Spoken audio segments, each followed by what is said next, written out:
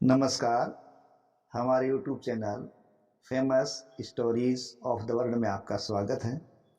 आशा है हमारे वीडियो आपको पसंद आ रहे हैं। आपका साथ यूं ही बनाए रखें। आज मैं आपके सामने लेकर आया हूं एक ऐसे शख्स की जीवन गाथा जो 150 साल जीना चाहता था, जिसकी इच्छा थी कि वो 150 साल जिए और उसने उस प्रकार की व्यवस्था भी कर रखी थी। देखिए, हम एक ऐसे शख्स के बारे में बात कर रहे हैं जिसने पॉप गायकी की दुनिया में अपना लोहा मनवाया और किंग ऑफ पॉप भी जिसे कहा गया।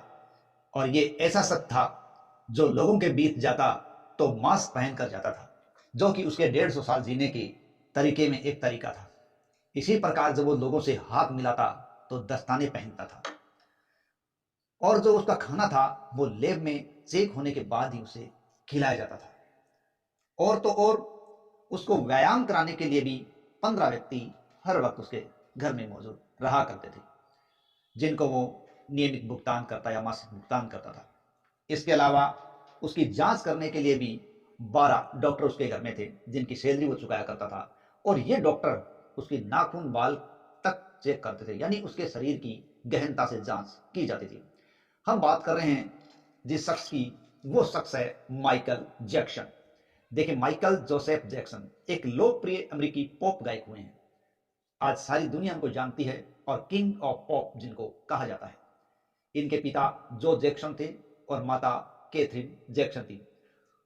माइकल जैक्सन अपने माता पिता की 7वीं संतान थे और इन्होंने 11 वर्ष की आयु में ही गायकी की शुरुआत कर दी थी। देखिए, इनका जन्म 29 अगस्त 1958 को गैरी, इंडियाना, संयुक्त राज्य अमेरिका के अंदर हुआ था। इनके पिता जोसेफ जैक्सन थे। वो पेशे से तो एक क्रेन ऑपरेटर थे, लेकिन वे एक स्थानीय बैंड के साथ भी जुड़े हुए थे और उस स्थानीय बैंड फॉल्कन में वो गिटार बजाने का काम करते थे। लेकिन इनकी माँ जो कैथरीन जैक्सन थी, उनको कंट्री म्यूजिक बहुत ज़्यादा पसंद था। इस प्रकार संगीत तो जैसे जैक्सन परिवार की रगों में ही दौड़ रहा था। तो इसी सीरीज पर चल पड़ा माइकल जैक्सन का परिवार। माइकल जैक्सन अपने 4 बड़े भाइयों के साथ अपनी गायकी की कला निखारने लगे।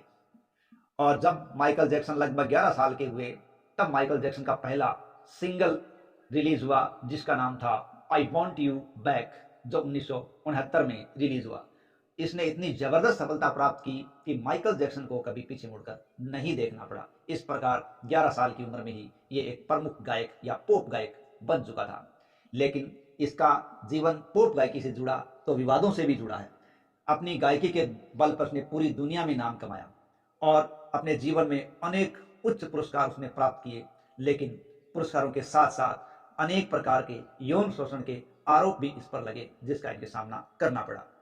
ये व्यक्ति जो लोगों के बीच मास्क पहन के जाता, हाथ मिलाने से पहले दस्ताने पहनता, जो खाना लैब में चेक करवा के खाता, 15 लोग उसने व्यायाम के लिए रखे, 12 डॉक्टर उसने रखे।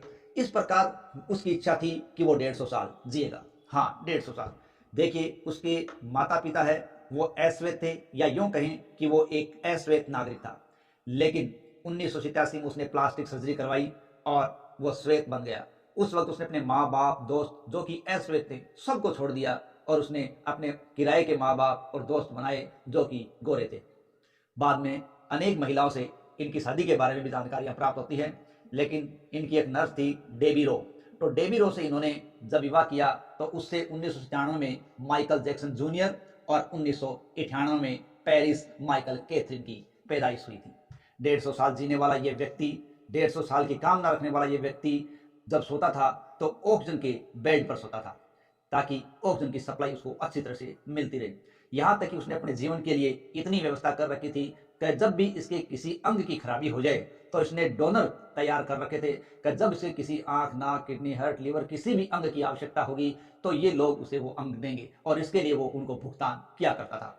लेकिन इन सब कार्यों के कारण वो अपनी जीवन लीला को इन्हीं दिशाओं में देखता था कि वो किस प्रकार की व्यवस्था करके इतने साल तक जीवित रह सके। लेकिन होने को कुछ और ही मंजूर था। 25 जून 2009 को इसके हृदय की धड़कन रुकने लगी और उस वक्त 12 डॉक्टर इसके घर पर थे, लेकिन वो भी कुछ नहीं कर पाए और 25 जून 2009 को हृदय की धड़कन रुकने से माइकल जैक्सन इस दुनिया से अलविदा कह गया। इस प्रकार जो शख्स 150 साल जीना चाहता था, उसका सारा करा कराया जो समाधान था, जो ढांचा था, जिसकी व्यवस्था उसने कर रखी थी, वो सारी व्यवस्थाएं धराशायी हो गई। जब उसकी जांच की गई, पोस्टमार्टम के तहत उसे पता चला या लोगों को बताया गया डॉक्टरों के द्वारा कि माइकल जैक्सन एकमात्र हड्डियों का ढांचा था। उसका शरीर है वो अनगिनत सुइयों के निशान से भरा हुआ था, क्योंकि उसने जब प्लास्टिक सर्जरी करवाई थी उसके बाद उसे अनेक प्रकार की एंटीबायोटिक्स लेनी पड़ रही थी। इसके अलावा दर्द के इंजेक्शन भी उसे लेने पड़ रहे थे। ठीक है, उसका सर पूरी तरीके से गंजा हो चुका था। यहाँ तक बताया जाता है कि जिस माइकल जैक्सन की जब मृत्यु हुई थी, तब माइकल जैक्सन की उस मृत्यु की जो शव यात्रा थी उसको लगभग 2.5 अरब लोगों ने उस वक्त या उस दिन लाइव देखा था। इस प्रकार ये लाइव देखे जाने वाली एक सबसे बड़ी घटना मानी जाती है।